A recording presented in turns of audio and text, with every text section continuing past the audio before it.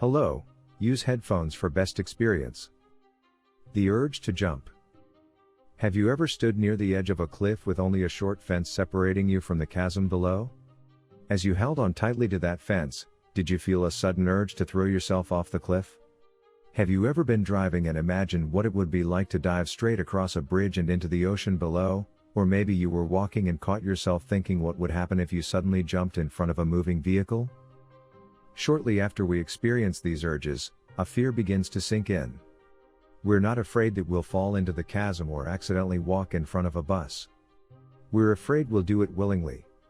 And even more, we're worried about what this says about us and our desire to live. This feeling, the sudden urge to jump, is known as the high place phenomenon, and many of us experience it multiple times throughout our lives. But why do we have these seemingly suicidal impulses? And should we be worried about what this experience says about our state of mind? Philosophers and psychologists have attempted to explain this phenomenon with differing interpretations. In 1943, French existentialist Jean-Paul Sartre described the urge to jump in his magnum opus, Being and Nothingness.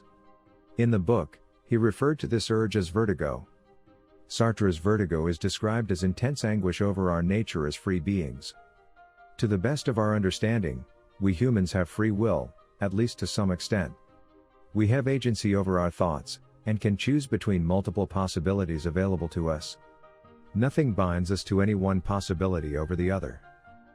In the face of this realization, we get vertigo when we realize that nothing prevents us from choosing something we fear intensely, such as throwing ourselves over a precipice. If nothing compels me to save my life, nothing prevents me from precipitating myself into the abyss. Sartre.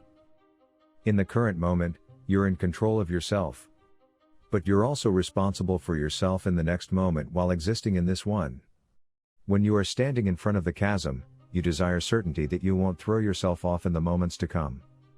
But because we are free to choose between all possibilities, there is no certainty over the action we'll take next. And that is what worries us. While Sartre insists we are absolutely free, there are other theories, philosophers, and scientists that would argue otherwise. I made a video about the illusion of free will that goes in depth into this topic, so feel free to check that out if you'd like to learn more.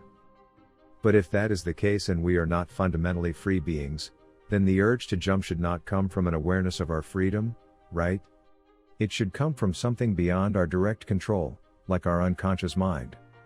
Which is why Freudian psychologists hypothesize that the urge to jump is simply a repressed death wish. They describe the human psyche as having both a life and death drive. Our survival instincts come from the life drive, and on the other hand, our desire for death and destruction comes from the death drive. In Freud's concept, the urge to jump is an impulsive instinct that stems from the unconscious desire to die, seeking to end the tension of life. And this is expressed through that impulse to throw ourselves over the edge. In this interpretation, the urge to jump is a suicidal instinct. When we are standing near the chasm, our unconscious mind is urging us to destroy ourselves. There is an imbalance between our survival and self-destructive instincts, and the scales are tipping toward the latter. But then, if it is true that our urge to jump is driven by an unconscious desire toward death, then those who experience the feeling are having suicidal impulses. And if that is the case, these people may need help or intervention to prevent these impulses from becoming full-fledged thoughts that occur even when they're not near a cliff. Before we jump to that conclusion, though, we must ask, is this the case? Are people who have the urge to jump more suicidal than others? To answer this question, in 2011, a team of researchers at Florida State University conducted a study to further explain this urge, which they officially dubbed high place phenomenon. A group of 431 undergraduate college students were given a questionnaire that asked if they had experienced the high place phenomenon and whether or not they had suicidal thoughts. The results were surprising. Although participants who had suicidal thoughts were more likely to feel an urge to jump, they weren't the only ones. Many who did not report suffering from those thoughts also experienced the high place phenomenon. So, what does this all mean? Well, from this research, we can infer that the urge to jump is not just some death wish, as suggested previously by a Freudian analysis. There must be more to the experience than the desire to end your life. In the same study, lead clinical psychologist, Dr. Jennifer L. Hames proposed that the experience of the high place phenomenon is a misinterpretation of our survival signals. In a dangerous circumstance, such as standing near the edge of a cliff, our fear circuitry sends rapid signals to take a step back. Moments later, when your slower perception system kicks in, it misattributes the safety signal as a desire to jump. This explanation would mean that the urge to throw yourself over the edge is, in reality, just your perception system's misinterpreting a signal to stay safe. If this theory is accurate, then we're still left with one big question. Why do some people experience this phenomenon while others don't? Why do I grip tightly to the rails of the fence near a chasm while my friend casually enjoys the view? In her study, Dr. Hames observed a strong correlation between individuals who feel the urge to jump and persons with high anxiety sensitivity. Anxiety, at its most basic level, is a survival instinct. Humans and animals react to perceived threats to our well-being or survival with anxiety symptoms like increased blood pressure, rapid breathing, and worried thoughts. It's a mechanism for adapting to adverse or unexpected situations. But what is anxiety sensitivity specifically? Similar to the fear of the urge to jump, anxiety sensitivity is a fear of anxiety itself.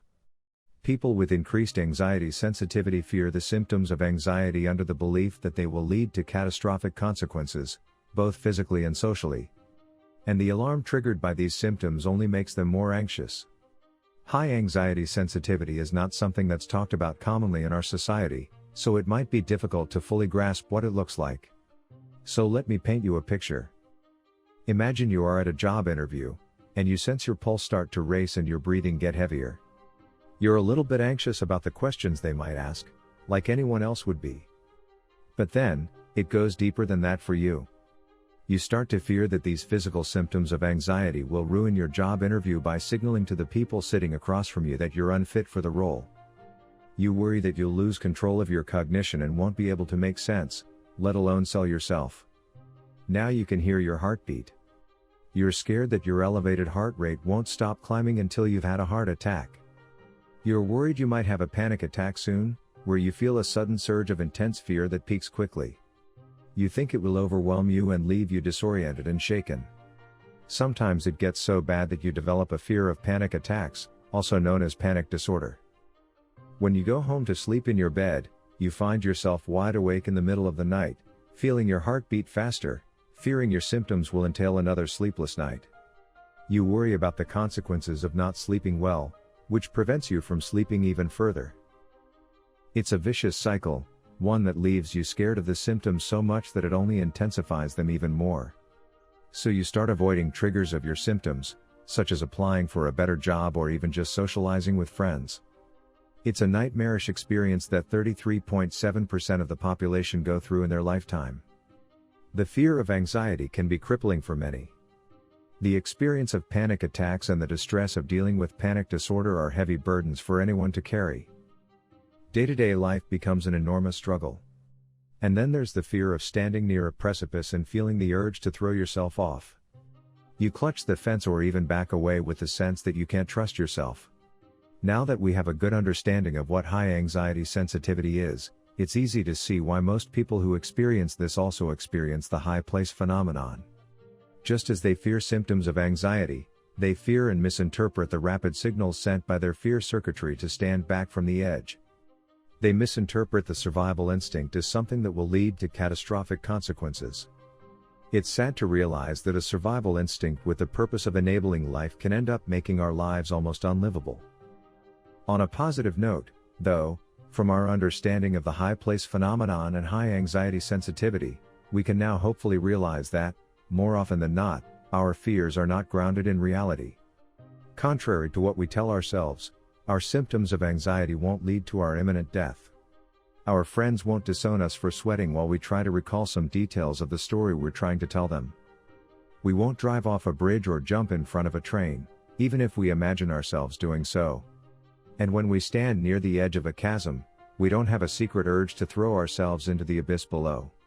We're just reacting with fear to our survival signals, which are intended to let us live, not die. We don't actually have anything to fear other than how we react to these anxiety symptoms. Or as the 32nd American president, Franklin D. Roosevelt, famously said, "The only thing we have to fear is fear itself." If we can manage to ground ourselves in reality and quiet our irrational fears, the world will open up. We won't have to avoid getting together with friends or lay wide awake in bed at night, fearing the symptoms of our anxiety before they even show up. And for anyone who has the urge to jump, maybe one day we'll be able to walk up to a precipice and just enjoy the view. Who knows? We might even become calm enough to loosen our grip on the fence and feel the breeze blowing between our fingers.